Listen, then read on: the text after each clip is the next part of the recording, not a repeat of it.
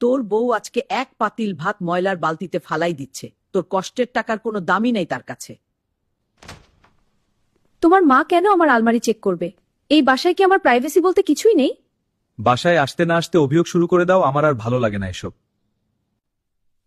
নবাবজাদি ঘুম থেকে উঠে 12টা বাজে। এটা কি হোটেল পেয়েছে? আমি বুড়া মানুষ, এখন আর নাস্তা বানাতে পারি না। পান থেকে চুল খসলেই তোমার মা আমার বাপ মা তুলে কথা বলে। এটা কিন্তু আমার আর ভালো লাগে না, বলে দিলাম। ধুর, ভালো লাগে না এসব ঝামেলা। আজকে এর একটা বিহিত করতেই হবে।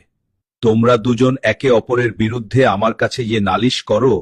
তোমাদের এই অশান্তির কারণে আমি ঠিক মতো শান্তিতে ঘুমাতে পারি না। বাইরে পেটের জন্য যুদ্ধ কি, আর ঘরে শান্তির জন্য। তোমরা দুজনেই আমার আপন। আমি কাকে রেখে কার বিচার করব?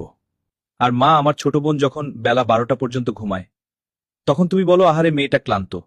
আর বউ যখন বেলা 12টা পর্যন্ত ঘুমায়, তখন সেটা অপরাধ হয়ে যায় কেন? মা, তোমার সংসার করার অভিজ্ঞতা 40 বছরের, আর ওর মাত্র 2 বছর। ও তো কিছুই তোমার মতো পারবে না। আর হ্যাঁ মা, তুমি মনে রাখবে তুমি হলে বাড়ির ছাদ। মা, ছাদ যদি দেয়ালকে আঘাত করে তাহলে সেই বাড়িটার টিকে না।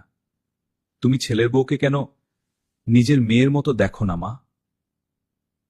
আর তুমিও শোনো, মা যদি তোমার আলমারি চেক করেও থাকে, তাহলে ভাববে মা মেয়ের আলমারি চেক করছে।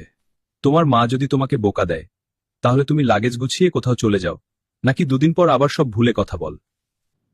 শাশুড়িকে মা ভাবতে শেখো। আমাদের সন্তান বড় হচ্ছে, তুমি মায়ের সাথে যা করবেও কিন্তু তা শিখবে। প্রকৃতি কিন্তু সব ফিরিয়ে দেয়। মুরব্বীদের কথা নিম পাতার মতো তিতা হয়, কিন্তু সেটাই সংসারকে সুরক্ষিত করে। বৌমা, আমার বয়স হয়েছে, আমার মাথা ঠিক থাকে না, কখন কি বলে ফেলি। তুমি কিছু মনে করো না মা। না মা, আপনি এমন বলবেন না। না মা, আপনি আমাকে শাসন করবেন, আদর করবেন, আবার বকবেন। আমাকে মাফ করে দিন মা, আমি আপনাকে ভুল বুঝেছিলাম। টাকা দিয়ে যেমন খাট কেনা যায়, ঘুম কেনা যায় না, ঠিক তেমনি অশান্তি থাকলে রাজপ্রাসাদেও সুখ হয় না।